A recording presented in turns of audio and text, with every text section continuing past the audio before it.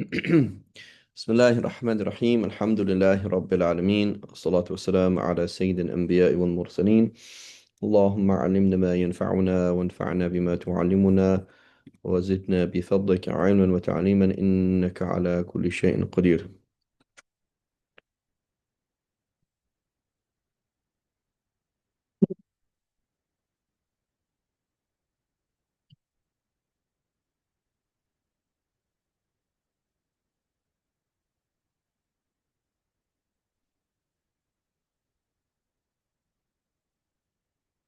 So it says باب دية الأسنان, um, compensation for teeth. It says أخبرنا مالك أخبرنا داوود بن الحصين أن أبا غطفان أخبره أن مروان بن حكم أرسله إلى ابن عباس يسأله ما في الضرس.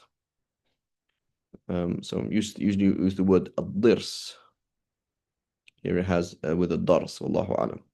قال فإن فيه خمسا من إبلي فقال فردني مروان إلى ابن عباس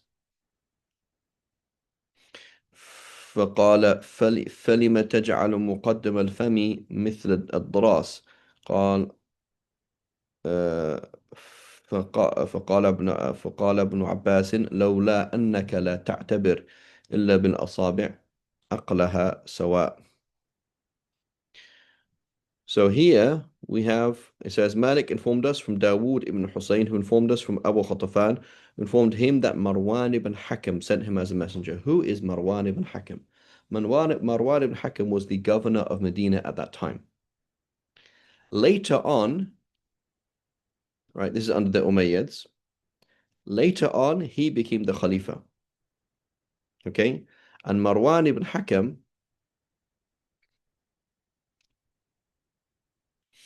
um,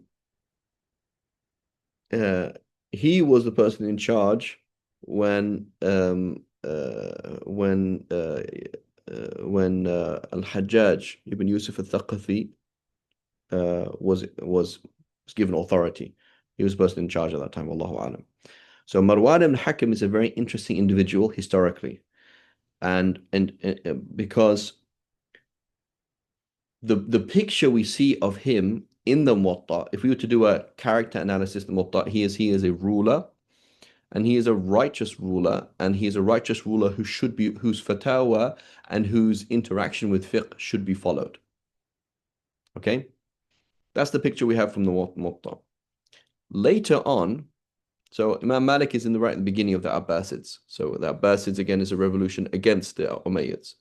Later on, we see different approaches to Marwan ibn Hakam. So, for example, we see Ibn Hibban quoting a hadith that goes through Marwan ibn Hakam.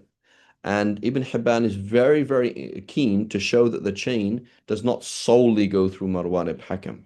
And he says, may Allah protect us of ever using Marwan ibn Hakam as a proof in hadith, because he's a really bad guy. So it's important to understand. So here, this is the issue of politics and religion. And the issue here is, how do we look at this individual? Do we look at him as a good person or a bad person? Do we trust him, do not trust him, etc.? Right? But the picture we see in the Muwatta is he is a righteous ruler. He's originally the governor of Medina. So it's interesting to Imam Malik what's happened during that time. The governor is a faqih and is asking other fuqaha what to do. Right? So this is the case. Wallahu alam. So he says, Malik informed us, who says, Umar Hakim sent him as a messenger to Ibn Abbas to ask him what the compensation was for a molar tooth. Somebody punches somebody or hits somebody and that molar tooth comes out. He answered, for it, there are to be paid 5 camels, right? The equivalent of approximately $15,000. Marwan sent me back to Ibn Abbas to ask, why did you regard the teeth at the front of the mouth the same as the molar teeth? Ibn Abbas answered, if only you were to reckon it according to the fingers, their compensation is the same. If you look at we had that discussion last week about the thumb. So there's no difference between a thumb and a pinky, even though a thumb is really useful, right? So قال محمد وبقول ابن عباس نأخذ عقل الأسنان سواء وعقل الأصابع سواء في كل إصبع عشر من الدية, right? Um, uh, 1/10. Every finger has a tenth, 10 camels. وفي كل سن نصف عشر من الدية. عشر من الدية, one half of a tenth, right? i.e. a fifth, a 20th, right? So that's why it's five. And this is the verdict of Abu Hanifa and our fuqaha in general.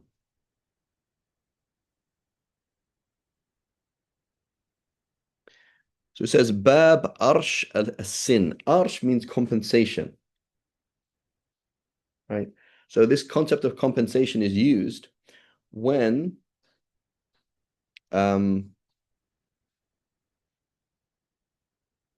when there's issues like it doesn't really fit the system um, of blood money. It doesn't really fit exactly. So it says compensation for a blackened tooth and an eye which remains but is blinded. Right? So you've damaged the tooth, right? Or the teeth is there, but you can't see anymore, right? So Imam Malik informed us that Yahya ibn Sa'id al-Ansari, the Mufti of Medina, informed us that Sa'id ibn Musayyib, the Mufti of Medina before him, he used to say, if a tooth is struck and it turns black, then the complete compensation for the tooth must be paid, right? Because it's dead.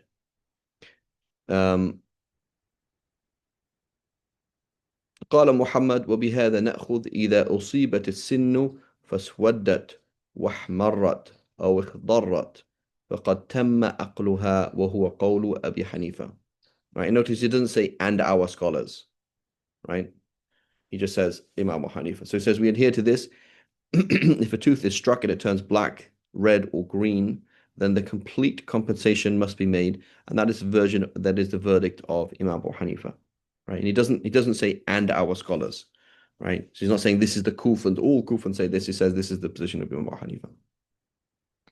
أخبرنا مالك أخبرنا يحيى بن سعيد عن سليمان بن يسار أن زيد بن ثابت كان يقول في العين القائمة إذا فقئت 100 دينار.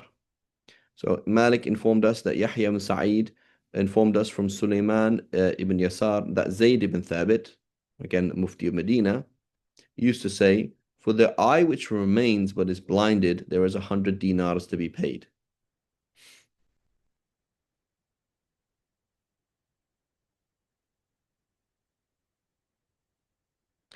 So he says قال محمد ليس عندنا فيها عرش معلوم ففيها حكومة عدل فإن بلغت الحكومة 100 دينار أو أكثر من ذلك كانت الحكومة فيها وإنما نضع هذا من زيد بن ثابت لأنه حكم بذلك. So Imam Muhammad says we do not we have no known compensation for it. There's no fixed thing. Rather, it is an equivalent, an arsh, right? So what is hukuma? Hukuma means a government, right? Hukuma, but it means a judgment. So what you do is you say, as a percentage, right? Imagine here's this individual, okay? This individual, he has been punched in the face and his eye, he can't see, the eye is there, but he can't see anymore with the eyes, being blind. Okay. So now what we're going to do is we're going to convert him into money. How could you convert a human into money? We're going to treat him as a slave. So now let's make this person a slave. How much is he worth? Oh, he's worth X amount. Okay. How much was he worth before his eye got damaged? So we're going to say, okay, X amount. What's the percentage difference? Oh, percentage difference is 7% difference, right? He would have been 7%. He's lost 7% of his worth. So now what we're going to do, we can convert him back into a free man.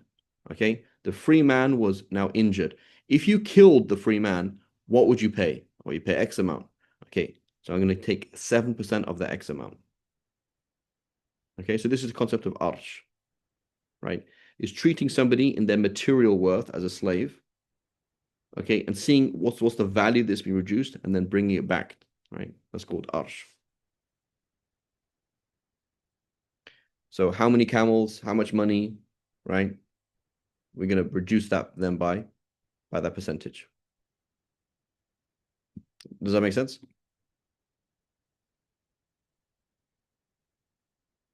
I'm not sure if my head's back yet, but Adib, does that make sense? Okay. So he says, Bab an-nafar yajtami'una ala qatl wahid. What if a group of men killed one person? How does that work? Right? If a group of men killed one person. So he says, أخبرنا مالك أخبرنا يحيى بن سعيد عن سعيد المسيب أن عمر بن الخطاب قتل نفرا 5 أو 7 برجل أي واحد قتلوه قتل غيلة وقال لو تمالأ عليه أهل صنعاء لقتلتهم به. So he says, Malik informed us that Yahya and Sa'id informed us from Sa'id and Musayyib. So notice how this chain of fiqh is also a chain of hadith is also a chain of fiqh. They're not always the same. Muhaddith narrating from Muhaddith is one chain. Faqih from Faqih. So what we see with Malik is often the chains are the same. So in Medina, we often see that the fuqaha and muhaddithin are the same people, oftentimes, not all the times, right? Whereas in Kufa, that's not the case. The muhaddithin of Kufa are one people, usually, right? So Thawri, yes, he's both. Al-A'mash, yes, he's both. But Imam Abu Hanifa is not a muhaddith. That's not his world. He's a faqih. So Imam Muhammad narrating from Imam Abu Hanifa, narrating from um, Hamad ibn Abi Sulaiman, right? Narrating from Ibrahim al-Nakha'i. It's like, wow, these are fuqaha from fuqaha. Versus, one is like buying a book from a bookseller, the other one is sitting in the class, right? So hadith is like that, right? I buy a book from a book printer, from a printing house. 100% this book is going to be accurate. I mean, it's going to be exactly as the author did it because they just printed it out.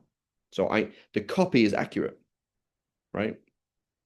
So hadith narration is a bit like that, like copying the data. Did the data reach you accurately? That's one world. The other one is discussing the data and what it means and how to apply it. It's another world, right? So you might, so somebody who's an author might not be a good copy editor, right? That's not his world. That's two different things, right? So an email, for example, is reliable. Like someone sends you email, that's what they sent. I trust it. Does the email and does Gmail understand the email and understand implications? All right. An email versus a meeting. When you come out of the meeting, can you remember every single word what they said? No. So the narration is not very accurate. But you did sit in the meeting and discuss it with them, so you understood it. So they're actually not the same. One is the accuracy of the data. You have an email, I have every single word that person typed is here in my email. I can access it a year later, 2 years, it's there exactly, right? But did you sit with them and discuss what it meant and what it didn't mean? And what now you're going to do? And how are you going to use that information in the workplace, whatever? No. So two totally different things. So fiqh is like a meeting, whereas hadith is like an email. So an email is more reliable. It's the world of reliable information, but it's not necessarily the same worth as a fiqh class. But here this is Malik, which is a muhaddith and a faqih. From Yahya ibn Sa'id al-Ansari, muhaddith and a faqih. Sa'id al-Musayyib, muhaddith and a faqih. Right? That Umar al-Khattab, here there's a gap in the chain. So Sa'id al-Musayyib was probably a little kid at the time of Sayyidina Umar, like a little baby. So Imam Ahmad was asked this question: if Sa'id Musayyib narrates from Umar al-Khattab, is that considered weak or not? given that he wasn't alive at the time. He said, for us, it's considered sahih, it's considered connected. Why? Because Sa'id al-Musayyib spent such long time as a faqih, specializing in the fatwas and the qada rulings, judge court rulings of Umar ibn Khattab, that he's more of a specialist than people of his time. So here, the rules of hadith bend. Suddenly, because you're a specialist, it's considered connected, even though it's not connected. What does that tell us? It tells us that the rules of hadith are kind of artificial, meaning they are made up based on the situation. Like we are working with the transfer of information, and we've seen errors in the transfer of information, and we're trying to get around those errors. And we come up with some superficial or general rules that we can use to make sure that that doesn't happen. But these rules are not absolute. That's why you'll find a mujtahid using a weak hadith and ignoring a sahih hadith, because the label weak or sahih is just the label. It's not actual reality.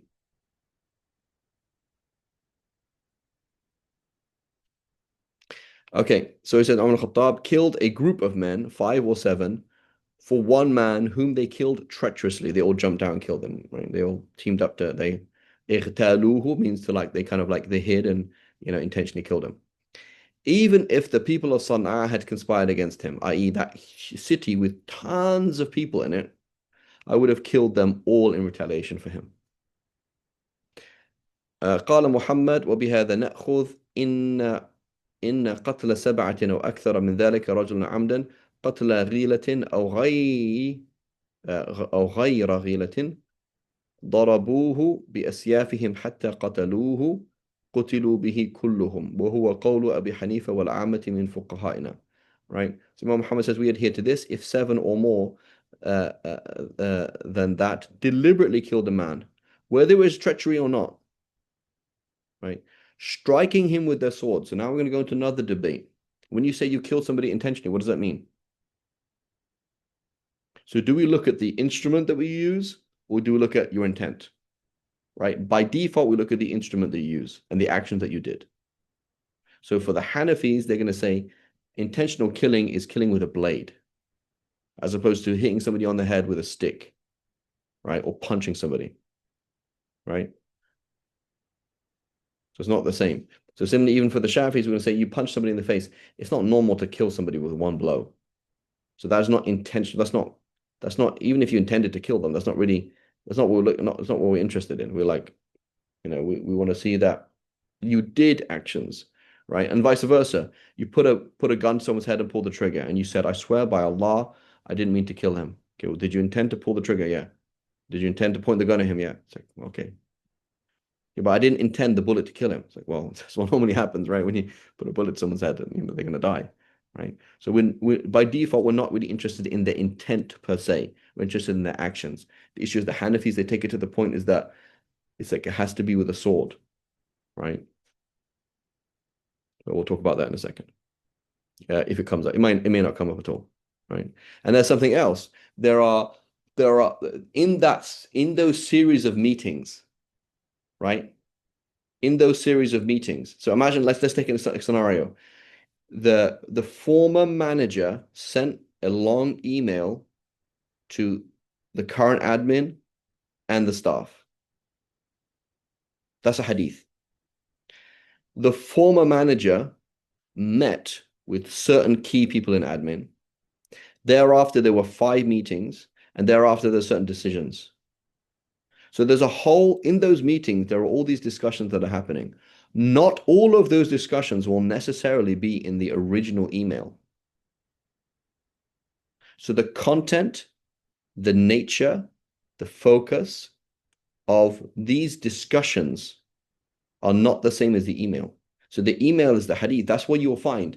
It is not just so it's not one of the key things you'll find is there are classic discussions in fiqh about which there is no hadith, and there are certain well-known hadiths about which there is no classic discussion in fiqh because they're not the same system.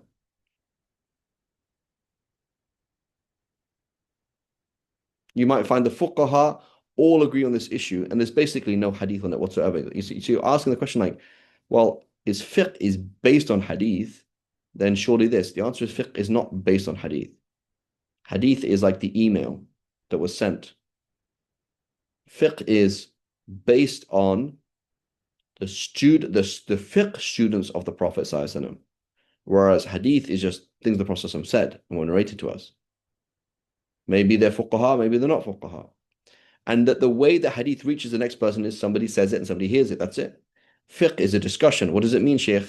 What about this? What about that? Is this a condition? Is that not a condition? Should this be applied or not? So then you have a whole series of discussions. So when you see Hanafi fiqh, it's a product of those discussions coming out of Kufa. Maliki fiqh, questions coming out of Medina. Right? You read the Kitab al the discussions, the things that Imam Shafi says. Here's this book written by a student of Imam Malik and a student of the students of Imam Abu Hanifa. So he is kind of like this book is kind of in between. The things that he talks about, like why is it 9 volumes? There aren't that many hadith. Like what? Like, Imam Shafi said the hadiths to do with halal haram, like the key hadith to do with halal haram, are approximately 500 and a bit, 530. So if you just wrote the hadiths down, that's like what, 100 pages? So how did you get 9 volumes?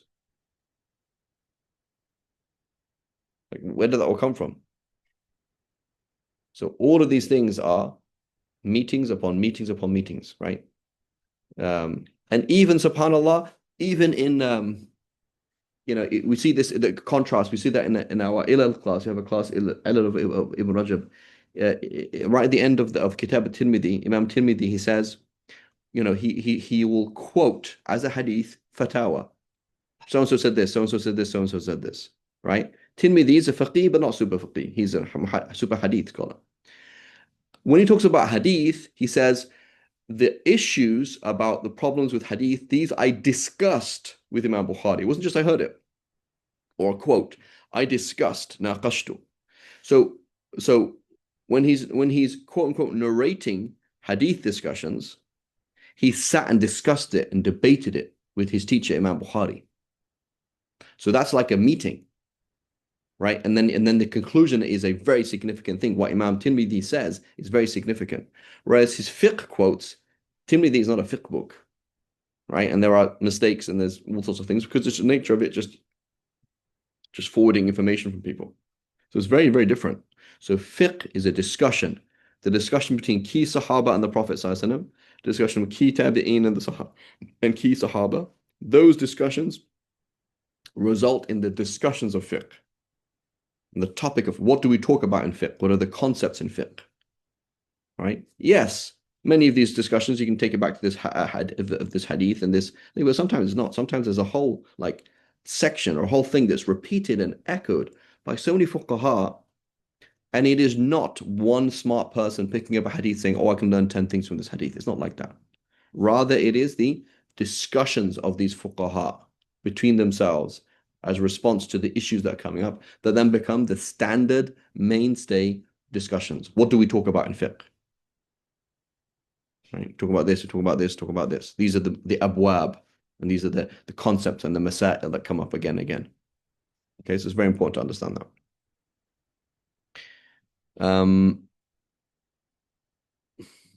So that's why the basis of fiqh is the talaqi, how each generation has received that from the previous generation. That's the basis of fiqh. The basis of fiqh is not actually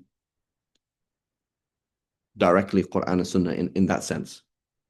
Now, what happens though for a mujtahid is you've been trained and trained and trained and trained in all these things, and then you go back to Quran and Sunnah, you're like, nope, I disagree, this, and it tweaks, just like Imam Muhammad, it tweaks here and there.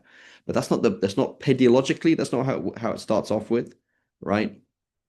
And even as a system, it's not like that. Right? So there's a key thing to understand.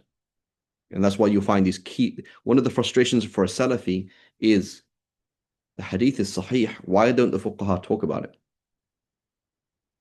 But that's exactly like that. Like 6 months ago, there was an email. I see the email now from that person. He's mentioned this. He's like, there's like 10 paragraphs, it's a long email, there's this, it's all accurate. Why is it that we've gone off into a tangent? Like, why is it that we go into other things? Like, well, this is what it means. The people who have inherited this thing, this is what they're saying, right? And so, should there be some checks and balances? Should we try and put the two things together at a certain point? Can there be issues? Yeah, there can be issues. It's true, right? But neither system is infallible, and they need to have so you need to have fiqh, you need to have hadith, you need to have hadith, you have to have fiqh, right? The two things do go hand. They check each other, right? But it is not what one is not an absolute system. So you say, oh, khalas, I just follow hadith. That's not a thing that anybody ever did. That's not a thing that anybody ever did. You can invent that as a bid'ah if you want, that's fine, go ahead. But nobody ever did that. Nobody is a faqih by virtue of just reading a hadith and verses of the Quran. That's not what's happening. Okay. So it says, striking with their swords until they kill him, then all of them are killed in retaliation for him. And that is the verdict of Imam Abu Hanifa and our fuqaha in general. May Allah have mercy on them. So what about, for example, somebody pushed him and the other person stabbed him in the hand and then somebody else cut his head off? Well, hang on a minute. I just pushed him. I didn't kill him. I stabbed him in the hand. He wouldn't have died from that. You cut his head off. Okay, what if I held him while you cut his head off? Right? So these are all discussions in fiqh, and these are all, but the point is they were all instrumental to his death. Or so therefore they all have that, so they can all be killed for this, right? Or they can all pay the blood money, etc. So this is Bab الرجل يرث من دية امرأته والمرأة ترث من دية زوجها. So a man inheriting the compensation payment of his wife, and the wife inheriting the compensation payments of her husband. أخبرنا مالك أخبرنا ابن شهاب أن عمر بن الخطاب نشد الناس بمنى من كان عنده علم في الدية يخبرني به. فقام الضحاك بن سفيان قال كتب إلي رسول الله صلى الله عليه وسلم في أشأم الضبابي أن يورث أن ورث امرأته من ديته. فقال عمر ادخل الخباء حتى آتيك. فلما نزل أخبره الضحاك بن سفيان بذلك فقضى به عمر بن الخطاب. So Imam Malik informed us that Ibn Shihab informed us that Umar al-Khattab demanded to know of the people of Mina. So he's gathering people who all together. Perhaps there's a hadith that I don't know. Notice the basis is hadith to some extent, right? Is there a hadith that I don't know about blood money? Whoever has knowledge of compensation should tell me about it. The Hakim Sufyan stood up and said, the Messenger of Allah Sallallahu Alaihi Wasallam wrote to me about Ashyam, al-Dibabi, saying, let his wife inherit from his compensation payment. Amr said, enter the tent and wait until I come to you. When Amr came in, al-Dhahhak ibn Sufyan informed him, and Umar al-Khattab passed judgment on that basis, right? So here's a question. Did Umar al-Khattab do that in every single scenario? So this is, again, the argument. But the Salaf, whenever they heard a hadith, they acted upon it. Like, in an absolute sense, that's not true. It is not true in an absolute sense that Imam Malik hears a hadith and just changes his fatwa. So this is what they want to happen. They want things to be super simple because it's nice when things are simple. It feels good. That somebody finds a Sahih hadith and just change, right? So they want basically all the madhahib to just be changed based on an understanding of certain hadith that certain people consider to be Sahih. When in reality that's an understanding and not the understanding. Not all scholars believe that hadith is Sahih. So they see it as an absolute thing. So they just want everybody to just kind of like follow that. That's not really what's happening. So, but we do find scenarios like that, where here's a hadith and it changes the madhab, right? And it is literally as simple as the scholar didn't know about it, but that is the least likely thing to happen, right? It's very unlikely to happen. So Imam Muhammad said we adhere to this. Each heir has a portion in their compensation and the right to retaliation, right? So your dad was killed. The heirs have a portion in that retaliation, right?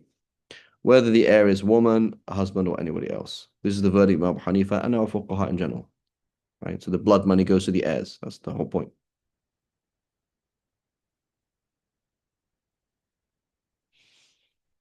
باب الجروح باب الجروح وما فيها من الأرش.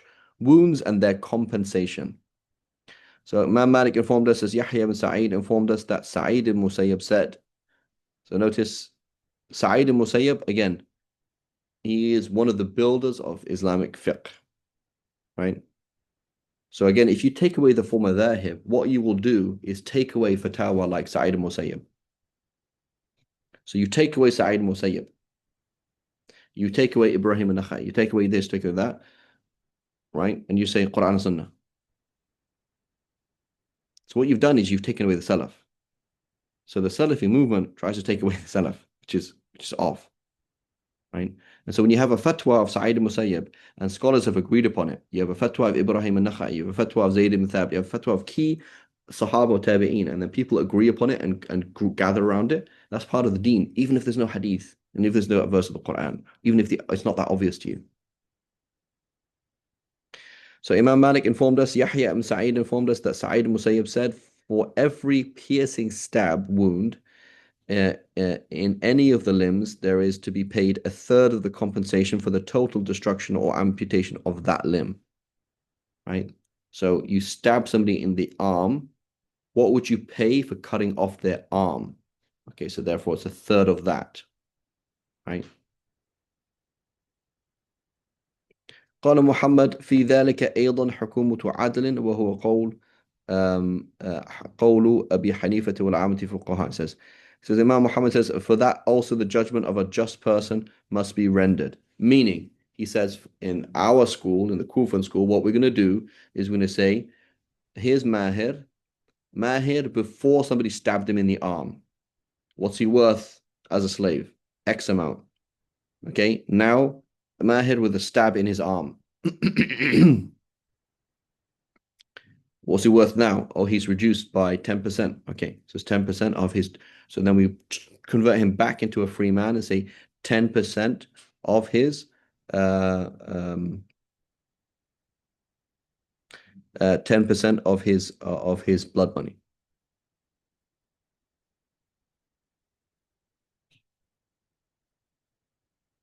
So again, assuming you don't want retaliation. So you say, no, I want retaliation. Okay, then have that man stabbed in the arm. If you can be fair, if you can do the same thing to him. Right? I don't want retaliation. I want blood money. Okay, then it's going to be that much of the blood money. Bab diyatil janeen, the compensation for fetus. Why is that problematic? Is a fetus alive or is a fetus not alive?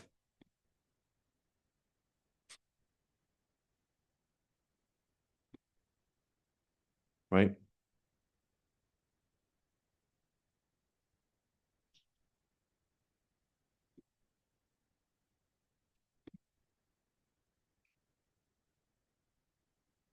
So he says, أخبرنا مالك أخبرنا ابن شهاب. Right? So this again in a discussion. To what extent do we treat an embryo as alive? That's a fiqh discussion. It has lots of other things.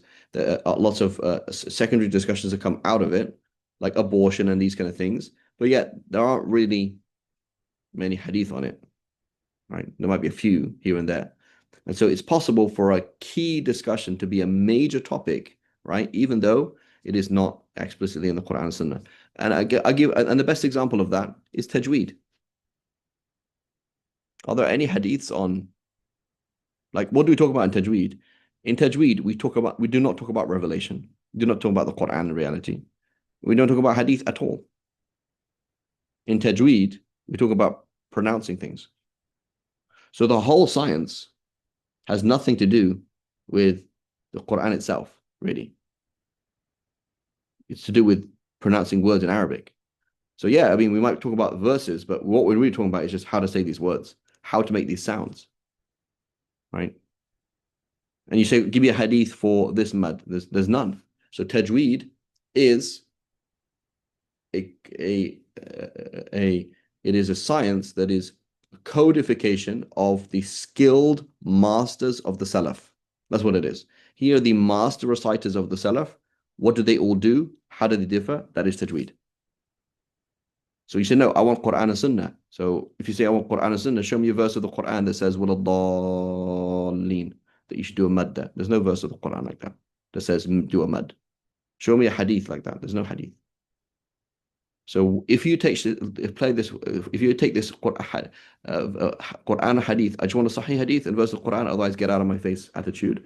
If you have that, no tajweed, no fiqh, no this, no that. You actually take apart the deen. That's exactly why it was promoted by the British, right? The Salafi approach or Wahhabi approach was promoted by the British, political reasons, and also they knew that it would be a self-destruction cancer in the ummah. You can destroy the ummah like that. Okay, أخبرنا مالك أخبرنا ابن شهاب عن سعيد بن مسيب أن رسول الله. So this is mursal, right? There's a gap in the chain here. So according to Imam Malik and Imam Abu Hanifa, we're going to say, is Ibn Shihab, is Sa'id ibn Musayyib reliable? Yes. Okay. So therefore, he's only going to quote the Prophet ﷺ when he's sure that this is a true hadith, so they're going to rely on it. So this is what's called mursal thiqa, meaning a chain of transmission that has a gap in the chain, but the last source you got to was reliable, so you can assume his sources were reliable. The approach of the muhaddithin and what you find in the Shafi school is no, this is a gap in the chain, so this hadith is weak, right, by default, right? So Sa'id Musayyib by default. Now, when it comes to Sa'id Musayyib specifically, Imam Shafi, he said, every mursal hadith, whenever there's a gap in the chain between the tabi'i and the Prophet ﷺ, is weak. He said, apart from the hadiths of Sa'id Musayyib. Why? Because they've all been found to be connected. So what will happen is Imam Malik, for example, might quote this hadith like this. You will find other people, students of Ibn Shihab al-Zuhri, for example, and other people quoting it where it says, Ibn Shihab al-Zuhri from Sa'id Musayyib, from Abu Hurairah, the Prophet said, it'll actually be connected. There's a connected chain of transfer of information there. Right?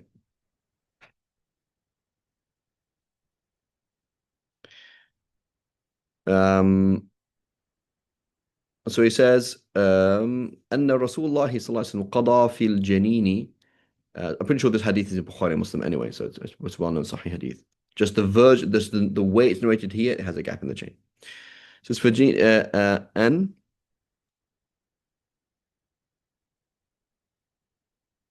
أن يقتل في بطن أمه بغرة عبد أو وليدة.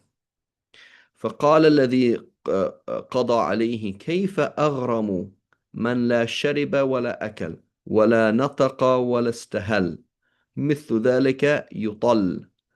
فقال رسول الله صلى الله عليه وسلم إن هذا من إخوان الكهان.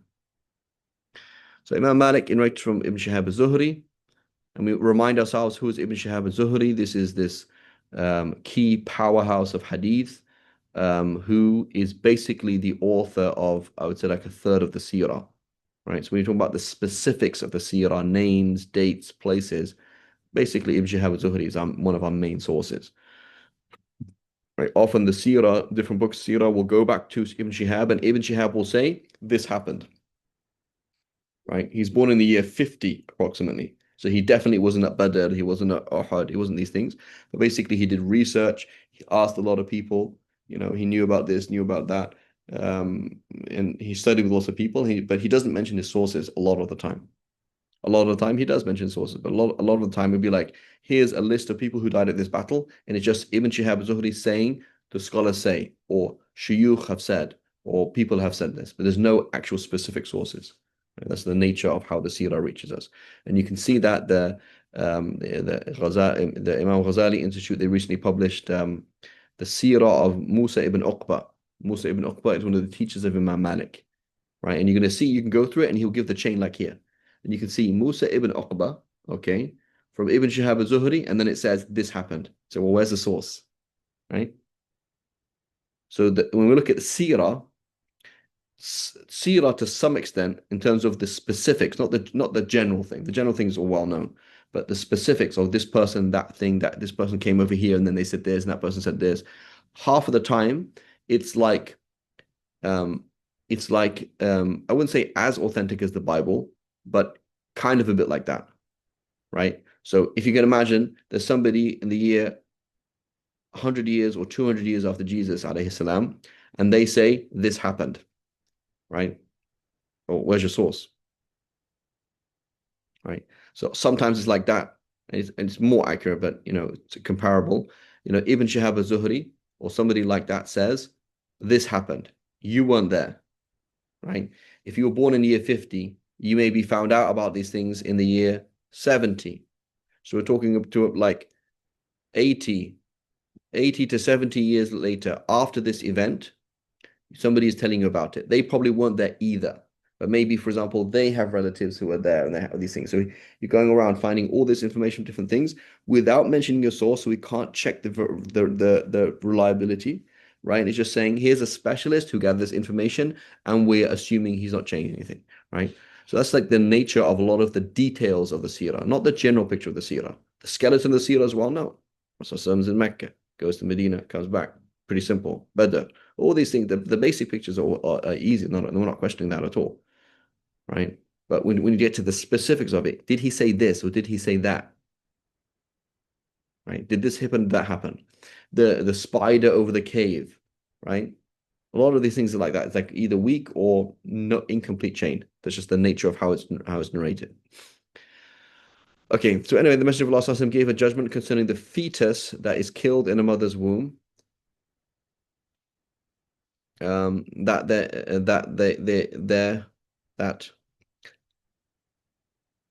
that there should be paid in compensation a fair complexioned male or female slave. Ghurra. Ghurra means a cherished slave, right? An expensive slave. So this hadith is very, very important. It tells us a number of things. It tells us, number one, there is such thing as a ghurra slave. You could have a precious slave. Okay? The Prophet was asked, what are the best slaves to set free? He says those that have the highest worth and that are the dearest to the family. The family loves that person. So a slave is part of the family. Yes, he is property, but he's part of the family. And so you have killed my child. I'm going to take your child now. That's the idea. So there's somebody who's precious to you. Give that person. Okay? And that also tells us, so yeah, so it means it's precious. And the fact that one is given in a place to the other, that means it's family. So now I'm going to have this slave is now going to be part of my family. So it is not just money. It is not just material worth. It is political worth. I now have more people in my tribe. You've taken somebody away from my tribe, so I have less people. It is a military issue. I have less soldiers in my tribe. It's a political issue. I have less support in my tribe. It's a family issue. You've taken a family member from away from me, so I'm taking one away from you.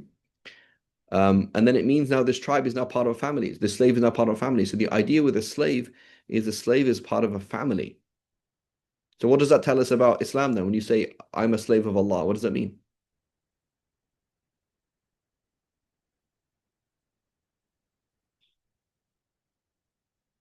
So if a slave is a part of the family of the owner, what does it mean about us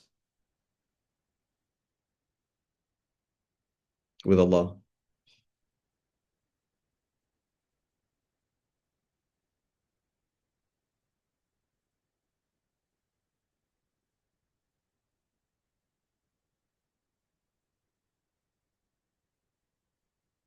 That means that when you say Abdullah, Ana Abdullah, I'm a slave of Allah, that means it's almost like I'm in Allah's family. Allah is my slave owner. I have to listen to him, but he's almost like he's like my patron, right? Patron is from the word father. Like it's almost like a paternal relationship. Like he's above me and he cares for me and he's gonna defend me like he defends his family, right? When you say Anta Maulana, right? فَانْصُرْنَا عَلَى الْقَوْمِ الْكَافِرِينَ. When you say Maulana, that's again a word that is used in the same context. There's the slave and the Mawla, the owner of the slave. So you're saying, oh Allah, you are like my tribal head, right? And you will come to my aid and defend me just like we are a pack and we stick together and you help each other and you're going to support me. If I got captured by the enemy, you pay for me. You try and fight for me, right? So it is somewhat analogous. I'm not saying analogous, but somewhat analogous to the rhetoric in the New Testament saying God the Father, right? Like Allah doesn't hate you. When he punishes you, he punishes like a father would punish you.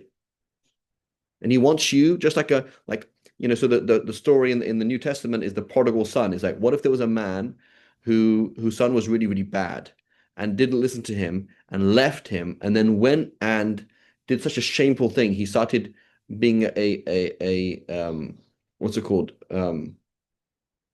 He started to herd pigs. Like he started to farm pigs for somebody. And then he decided to come back to his dad. Would his dad accept him? No, his dad would kill him. No, his dad would shout at him. No, his dad would accept him. Same thing with Allah. You go and do something very shameful. Why did you do that? The rhetoric is just like your dad would accept you, Allah will accept you. It doesn't mean Allah's your dad, right? The slave owner does need the slave, right?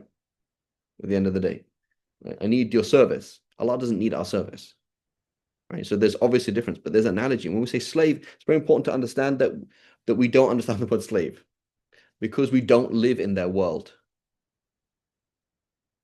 right? We don't live in their world, and so therefore the word slave means something else. Like we use it in, we use the word slave. I think we use it in computing, and we use it. We understand it from North America and South America, slaves, but we don't really understand what it means. And therefore, when we say abada, he worshipped, ya'budu, he worshipped, we're using the word abd, slave. We don't really understand what that means, right? Iyyaka na'budu wa iyyaka nasta'in. What does that really mean, right?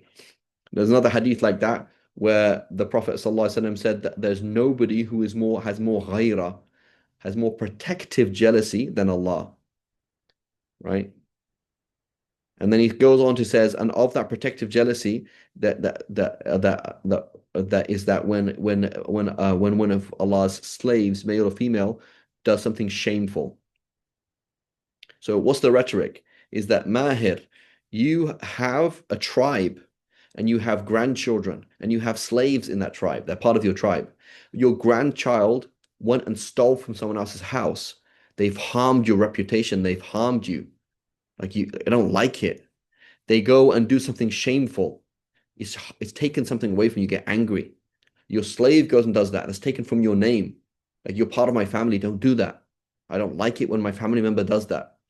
It's not just like some person doing something bad. I'm personally offended. So Allah subhanahu wa ta'ala is saying, like, I'm personally offended when you go and do something shameful because you're part of me. You're part of my tribe. Right? So it's not like, again, it's not 100% analogy. Lillahi al-mathal a'la. Allah subhanahu wa ta'ala is not like that. Allah, you can't hurt Allah and you can't take something away from Allah's honor. You could hurt a human being and you could take something away from the honor. There is a difference, right? But there's the rhetoric is being used, right? The Prophet is using that rhetoric that this is part of the ghayrah of Allah, is that you are my part of my tribe. Don't embarrass me and don't shame yourself and don't take away from yourself. Like when your child is hurting itself, it's taking away from you because you love your child. Similarly, Allah loves you and wants you to be noble and do noble things. Don't do low things. Okay, so this is it takes a long time and a lot of piece of information, a lot of things to actually understand these words, right? And here's part of the puzzle. Um, so then the one against whom that he passed judgment, he said, "How can I pay?" Well, obviously this is kufr. So if he meant what he's saying, it's kufr, right? You say, "Ya Rasulullah," doesn't make any sense, right? That's kufr.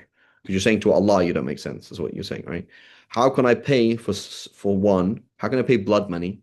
Okay, fine. I accept the fact that I killed this baby. The baby was never alive, right? How can I pay for somebody who has neither drunken nor eaten, has neither spoken nor cried, the like of which is of no account? Like that doesn't make any sense. He's not even alive.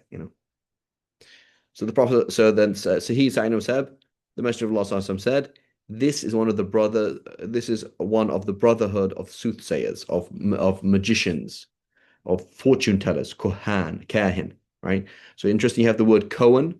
You've seen that word Cohen, Cohen, right? That's a Jewish name, Cohen, right? It's from kahin, right? They use it for priest, but originally it meant, that means priest in Hebrew. But it means Priest in Hebrew, but it means that literally it means a soothsayer in Arabic.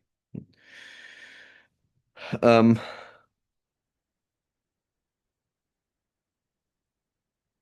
so Allahu A'lam, what happened to that person? You find scenarios like this where people say things to Prophet that are shocking. You realize later on they leave Islam, you know, if they didn't already do so in that process. May Allah protect us.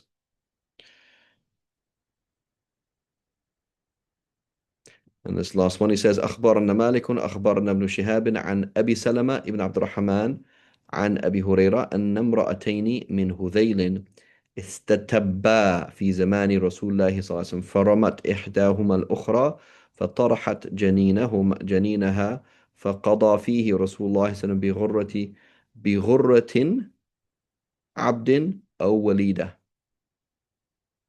So Malik informed us from Ibn Shihab, from Abu Salama ibn Abdurrahman. So this is his name is not he's not the father of Salama. His name is Abu Salama, right?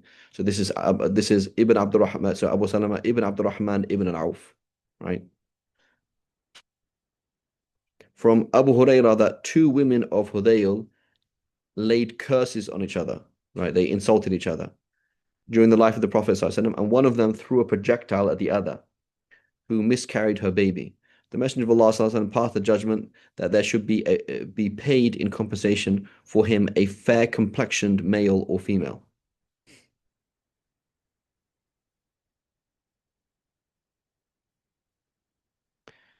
Um, so the same thing there. قال محمد بهذا نأخذ إذا ضرب بطن المرأة الحرة فألقت جنينا ميتا ففيه غرة عبد أو أمة أو 50 دينار أو 500 درهم نصف عشر الدية فإن كان من أهل الإبل أخذ منه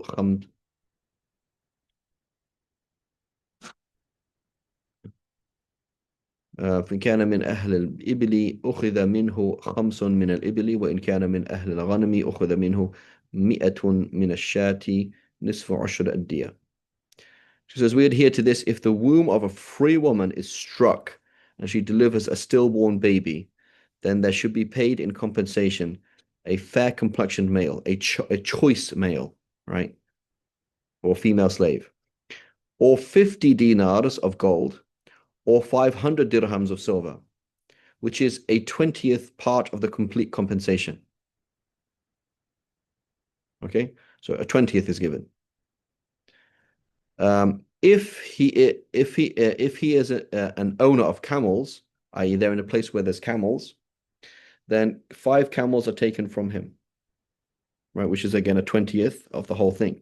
If he's an owner of sheep, then 100 ewes are taken from him. So what you find with the Hanafis, and generally with money, and in this particular issue, is that they are looking at the point of it. They're being very practical with money, right? For the Shafi'is, we say no, it's camels. Period. Right? You can in the Shafi school, you can only give a substitute for camels in a place where it would be too expensive to transport the camels. Right? But let's say I'm in Australia, right? So there's these two, the Lebanese, Australian Lebanese Muslims, and one of them kills the other, right?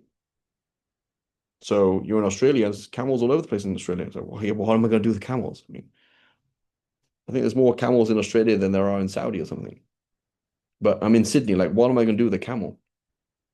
Shafis would say, I don't know what you're going to do with a camel, but sell them or something. I don't know, but here's if you have access to 100 camels and you're going to be given 100 camels, that's it. Where the Hanafis is different. The Hanafis they transfer into cash for people who have, and maybe into silver where the people deal in silver, or gold with people with gold, or sheep, etc. They're looking at the equivalent, the value. Inshallah, we'll come back to this, inshallah ta'ala, tomorrow. Next week, inshallah. وصلى الله على سيدنا محمد وعلى آله وصحبه وسلم. سبحانك اللهم وبحمدك أشهد أن لا إله إلا أنت نستغفرك ونتوب إليك. السلام عليكم ورحمة الله. السلام ورحمة الله وبركاته.